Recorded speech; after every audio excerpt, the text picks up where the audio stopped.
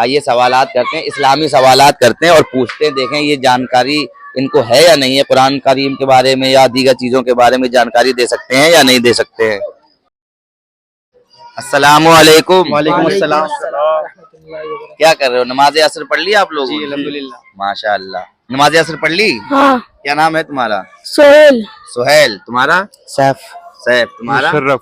مشرف۔ تمہارا؟ معین اختر۔ معین اختر۔ ماشاء اللہ۔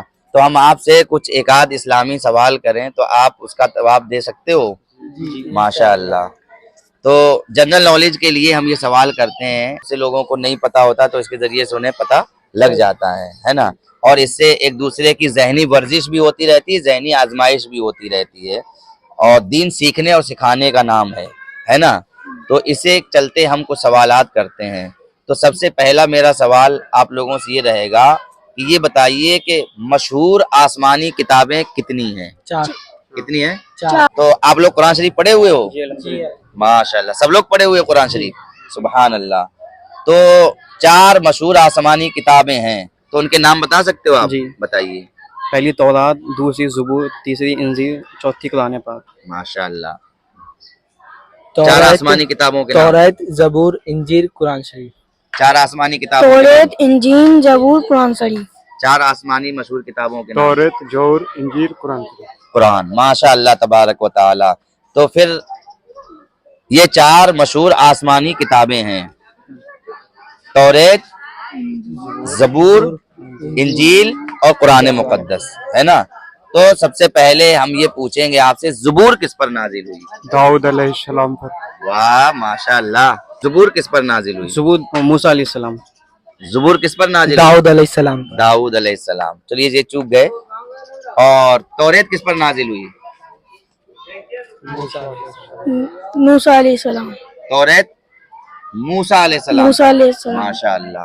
اور انجیل کس پر نازل ہوئی؟ عیسیٰ علیہ السلام۔ واہ سبحان اللہ۔ قرآن شریف کس پر نازل ہوا؟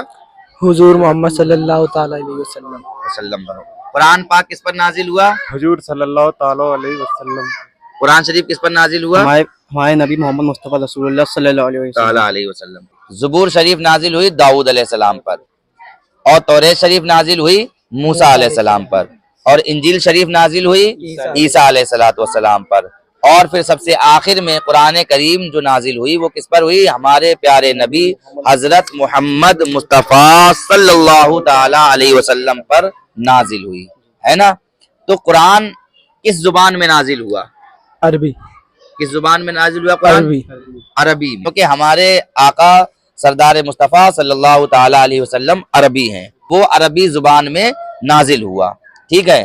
تو قرآن، اب ہمارا سوال یہ ہے کہ قرآن کتنے دن میں نازل ہوا؟ کتنے دن میں؟ 23 برس میں۔ کتنے دن میں؟ سالوں میں۔ کتنے مطلب کتنے 23 مدت سالوں میں، میں۔ کتنے وقت میں 23 نازل برس ہوا؟ میں۔ 23 برس میں۔ 23 برس میں قرآن نازل ہوا۔ کتنے سال میں نازل ہوا؟ 23 برس۔ 23 برس میں مکمل قرآن کریم نازل ہوا۔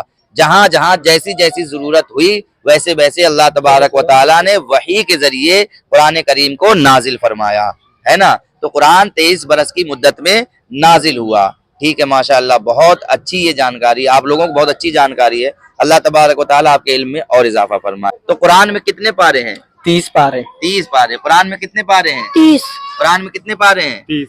30۔ قرآن میں کتنے پارے 30 ہیں؟ پارے ہیں۔ ماشاء اللہ۔ اور قرآن میں سجدے کتنے ہیں؟ 14۔ 14۔ اچھا، جب پڑھتے پڑھتے قرآن کریم آیت سجدہ آتی ہے تو پھر آیت سجدہ پر ہم کو کیا کرنا پڑتا ہے؟ سجدہ کرنا پڑتا ہے، اور سجدہ کرنا واجب۔ سجدہ تلاوت کہتے ہیں اس کو، کیا کہتے ہیں؟ سجدہ تلاوت۔ اور سجدہ تلاوت کیا ہے؟ واجب۔ وہ ضروری ہے۔ بہت سے لوگ قرآن پڑھتے ہیں لیکن سجدہ تلاوت نہیں کرتے۔ قرآن جب بھی پڑھیں، ہے نا، اور آیت سجدہ آئے تو سجدہ تلاوت کھڑے ہو کر کے سیدھے سجدے میں چلے جانا بہت ضروری چیز ہے، یہ واجب ہے اور یہ کرنا چاہیے۔ بہت سے لوگ نہیں کرتے۔ اچھا، قرآن کریم میں سورتیں کتنی ہیں؟ سورت 114۔ ماشاء اللہ۔ کتنی سورتیں ہیں قرآن کریم میں؟ 114۔ 114۔ قرآن کریم میں کتنی سورتیں ہیں؟ 114 سورت۔ 114۔ قرآن کریم میں 114 سورتیں ہیں، تو پھر مکی سورتیں کتنی ہیں اس میں؟ مکی سورت 87۔ واہ ماشاء اللہ، بڑا اچھا ٹیلنٹ ہے۔ 87 مکی صورتیں ہیں، اور مدنی صورتیں کتنی ہیں؟ 27۔ 27 مدنی صورتیں۔ واہ ماشاء اللہ، سبحان اللہ، بہت بہتر جانکاری۔ اور قرآن میں منزلیں کتنی ہیں؟